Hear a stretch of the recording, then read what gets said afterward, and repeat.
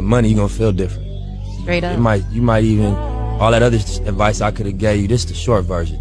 You know, get you a couple dollars, man. You're gonna feel different. Next little nip hustle. Big shout out to SPI, Spotter Low. You know, I'm in the black box. Had to come through, tap in, show love one time.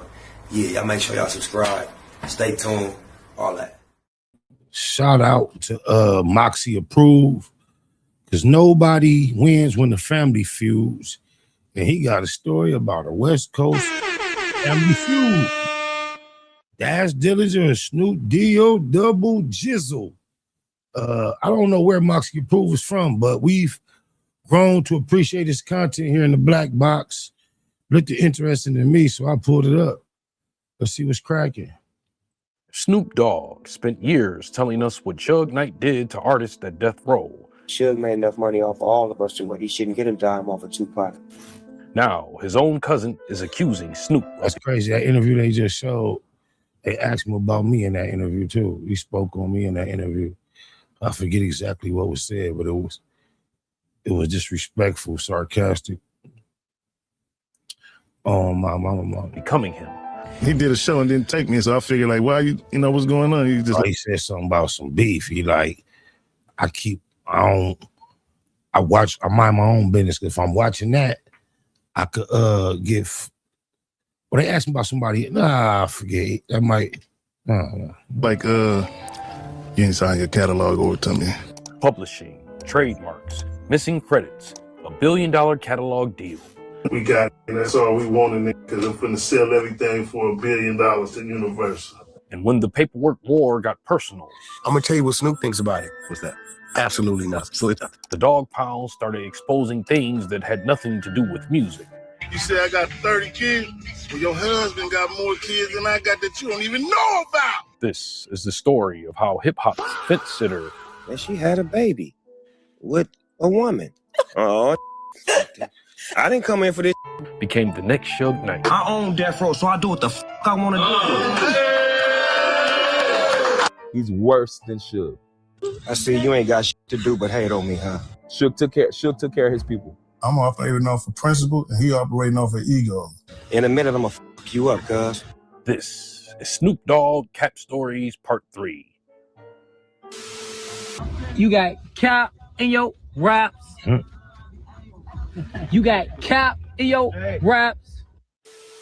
When we last checked in with Snoop, he was fresh off a MAGA party show appearance, displaying some of the most epic fence-sitting in hip-hop history. So ain't nobody gonna perform for Donald Trump, huh? Which one of you jigaboo ass is gonna be the first one to do it? I'm waiting. I'm gonna roast the fuck out one of you.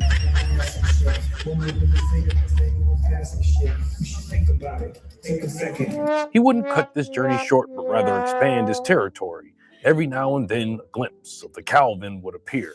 I'm scared to go to the movies now. Like, y'all throwing me in the middle of I don't have an answer for it. One gloomy October in 2025, Snoop Dogg would partner with GLAAD for Spirit Day, an anti-bullying campaign created to support LGBTQ youth. Through his animated children's franchise, Doggyland, Snoop released a song titled Love is Love, alongside openly gay singer Jeremy Malate. Love is Love is a record that my kids program, Doggyland, presented me. And I'm just trying to get more understanding, clarity on how we live and the way we live. There's absolutely nothing wrong with this, other than the fact that Snoop had just complained about watching the same-sex couple in Disney's Lightyear with his grandson. Oh, my grandson in the middle of the movie, like. On the podcast, Snoop sounded frustrated that the children's entertainment had placed him in a position where he had to explain a gay relationship. I took my grandson to see Buzz Lightyear. I think it's called with Lightyear. Kiki, and like, and she had a baby with a woman. Oh, I didn't come in for this. They putting it everywhere. So of course, this wouldn't fly by the radar. To critics, the timing looked less like a personal growth and more like tap dancing. Hopefully we can help answer these questions and, help them to live a happy life and understand that love is love. It was Calvin who spoke on the podcast. Hey, man, watch the movie. So it's like, I'm scared to go to the movies now. Like, y'all throwing me in the middle of I don't have an answer for it. Then the advertising Snoop came outside with the children's choir, a GLAAD partnership, and enough rainbow imagery to make Lucky Charms look conservative. One day, he's DJing for MAGA. The next day, promoting gay youth. Hey, man, I don't know if you know this, but I was a nanny in New York. No, you wasn't. You wasn't no nanny. You probably was letting the kids do whatever they want. I sure did. Snoop's job would now be fixing pieces of the fence whenever they break, and making sure the real Calvin Brodus never speaks long enough to interrupt what Snoop Dogg Incorporated has scheduled next. All this on top of a move that would lead to the latest dismantling of a group that has seen separation before. Please don't tell me the Dog Pound broke up. Now listen, I heard the Dog Pound broke up. A move that was supposed to serve as redemption against the man Snoop has rivaled half his career. Suge made enough money off of all of us to where he shouldn't get a dime off of Tupac. You know, he was robbing him already, robbing us, you know. After Snoop left Death Row for No Limit, Sugar Bear began to expose everything he knew about Calvin. You know, we beat a murder trial for him, but then he was on probation. Then he got caught with 2 ounces of marijuana. Then he got caught with guns. And each time it's nothing. They're not going to violate him. I seen like a video where you were saying that he didn't want you playing pop music on him. Yeah, I think it's probably after the New York thing, and he was like, man, turn that shit off at my house. I mean, if you get a guy that constantly getting in trouble and never going to come to prison, that's because he's an informant. He's a rat, a snitch. Whatever he probably went through with Suge and Tupac probably hurt his feeling. Downstairs, Pac took off on Snoop. Pac ran up on him, did what he did. Snoop ran this way, Pac running behind him. Corrupt ended up joining this conflict partially due to Snoop allegedly helping DMX craft Party Up. So in the song, Y'all Gonna Make Me Lose My Mind by DMX, clearly we all know he was talking about Corrupt. You broke, the kid ain't yours, and everybody knows. Your own mans think you stupid. Be like, so I love my baby mama, I never let her go. Your own man Gil Gotti, that's my peoples. think you stupid. You be like, so I love my baby mother, I never let her go. He was talking about Snoop. Snoop told DMX all the info on Corrupt. DMX took it and made a diss song. We can go head up, nigga, set it up. Or we can do the other thing, I love to wet it up. Eventually, Snoop would address their quarrels with his cousin by his side on Pip Slaps. This nigga it's like his wife. Suge Knight's a bitch, and that's on my life, especially Corrupt. See, that's my little homeboy, so he know what's up. You were in that video for Pimp Slap. I directed that video. Okay, right. And that was the first time Snoop really went hard at Suge. Yeah, because he gave me that song, like, I want to shoot this video. You better keep tripping. And Suge was in prison. Oh, my mama. And Slip is clipping, because these niggas tripping. This is official business. But Sugar Bear and Corrupt would be far from the only Death Row member Snoop would have open beef with. Because fence sitting in the media is one thing, doing it to your own blood is another. Dad, you got a whole lot of niggas that want to use your shit, so whenever they come my way, I'm going to send them your way.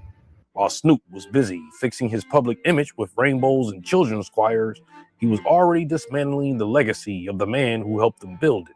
Daz Dillinger wasn't just another artist complaining about Death Row. He was Snoop's cousin. Why it looked like when Snoop sitting behind that desk with that purple on, he got the Moxie Approved logo on his shirt. Check it out. Look like it. One half of the Dog Pound, and the one beside him throughout many conflicts of Calvin.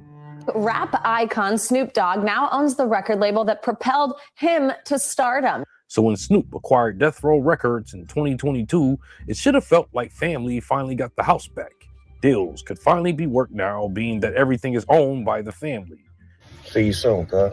And then something strange happened. I own Death Row, so I do what the I want to do. How did he react to? Oh my God, no way. Who cared?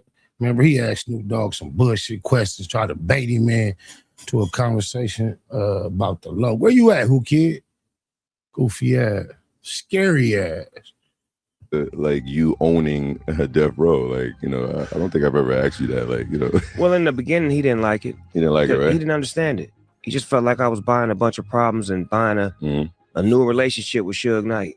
By some accounts, Calvin became worse than the one before him. According to Daz, the trouble started when he refused to sign over his publishing rights and catalog.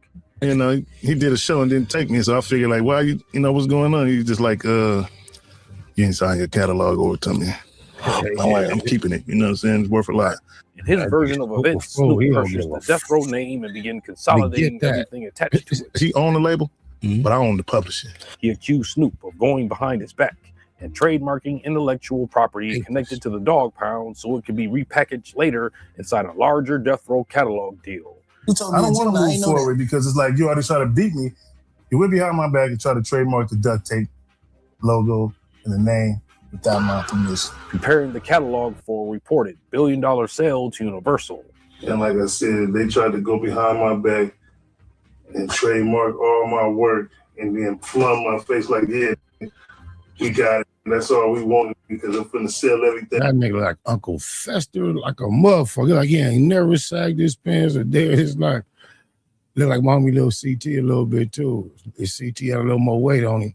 Paying for $1 billion to Universal. The former artist who spent years complaining about shady Sugar Bear was now moving exactly like him. Suge made enough money off of all of us to where he shouldn't get a dime off of Tupac. He know all that paperwork and is false because he told me and showed me this ain't your signature. All this is false like this, so you know all this shit. Man, you was in the same paperwork that I was in, so if your shit was false, my shit is false, and you know it. So how did you get out of the paperwork and you left me in here to abide by these old rules? But now that you own it, well, me and you was in the both in the paperwork, how you get out of it? It's like me and you go to jail and the other nigga go to jail. He out now, man, you still stuck in this. Eventually, as Death Row's new owner, Snoop would release the Dog Pound's 2024 album, Wag, We All We Got. An ironic title considering Daz believed the person taking the most was one of the people included in the we. According to Daz, Snoop intentionally restricted his production credits on the album, limiting the back-end royalties he could collect. I'm operating off of principle and he operating off of ego. To show he the boss and all this. I don't need to floss it. Snoop's response didn't exactly sound like someone distant from Accusations. Now wait, before we get too far in this video, hit that like button and apply pressure to that subscribe button. Also, hype me up. Leave me alone. Leave me the fuck alone. In December 2025, he posted a direct message to Daz, accusing him of having nothing better to do than hate. I see you ain't got shit to do but hate on me, huh? But the biggest part wasn't the insult, it was the threat. In a minute, I'm gonna f you up, cuz, on some real shit. Calvin would threaten to harm Daz, not physically, but through paperwork, which Daz was accusing him of doing already. Not physically, but business-wise. Daz would respond by calling Snoop everything but Calvin and threaten legal action. It's a fucked up situation, man, you know what I'm saying? Because you got a lot of people that were stealing, and you know what I mean? Dr. Dre got hit, but there's no paperwork on the Chronic album. But like I said before, all you that talking out there, I see you. I ain't scared of you. I'm gonna keep calling you what I'm calling you. Months later, in May 2026, Snoop addressed the dispute again during the No Ceiling podcast appearance. If you didn't handle your business, you didn't handle your business. This time, the tone was less cousin and more CEO. Everybody that been with me has been taken care of beforehand. One thing about Snoop, I pay niggas in advance. Snoop's position was simple. If Daz believed something illegal happened, prove it. Because I handle my business. It's easy to take me to court. Daz attempted to do exactly that by posting documents online that he claimed showed forged signatures on older Death Row contracts. All the masters of this shit. I got the masters, but you know, they always try to say it's on paper, but it ain't no contract. It's a lot of forged contracts and forged. That's why I'm opening up the books now. Then all this would lead to a Jerry Springer argument for the world to see, when out of nowhere, Snoop's wife, Shantae Brodus, known publicly as Boss Lady, would imply no one should listen to a man with 30 kids. This is when we would find that Snoop may be more like Drake than one would think. This goes out to the Boss Lady. Daz would claim that Calvin has more kids than him. You say I got 30 kids? Well, your husband got more kids than I got that you don't even know about. They're just stuffed away in Europe. 2 kids from Gracie, 2 more kids overseas. So while Snoop attacked Daz's finances, Daz attacked Snoop's foundation. I bet y'all remember when I told y'all a long time ago that Snoop had a baby mama, with 2 kids. I mean, I had her do a photo shoot with my boy Bob Gotti on the magazine upper cover. And somewhere between the alleged forged contracts, missing production credits, and rumored children in Europe, the Dog Pound's reunion turned into an audit. I'm the only nigga that always try to get royalty, nigga. I've been on their ass ever since, nigga. E1, Koch, everybody. Maybe Snoop was right. If Daz had proof, the proper place was court. But Daz's argument was larger than one lawsuit. I'm gonna tell you what Snoop thinks about it. What's that? Absolutely nothing. Absolutely nothing. He was accusing Snoop of becoming the exact kind of executive. I just find it real curious. He popped up 2 other men business, of course. They not from Pacoima. They from Long Beach. And this is his logic. Gotta do my Googles. So this what I understand. How does a non-Pacoima guy knows what a guy from Pacoima does in Pacoima? Always just putting his foot in his mouth, shoving it all the way down his throat, swallowing hard. If their generation once complained about. With no gag reflex. Wow. So comparing the two, you think Suge, he's a better person than Snoop?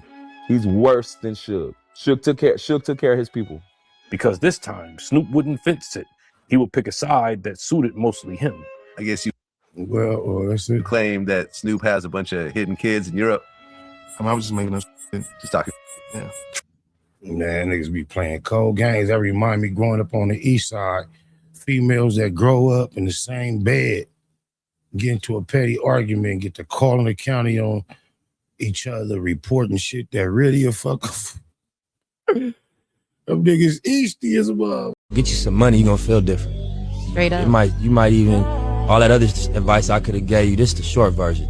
You know, get you a couple $, man. You gonna feel different. Next one, that hustle. Big shout out to SPI, Spotter Low. You know, I'm in the black box. Had to come through, tap in, show love one time. Yeah, y'all make sure y'all subscribe. Stay tuned. All that.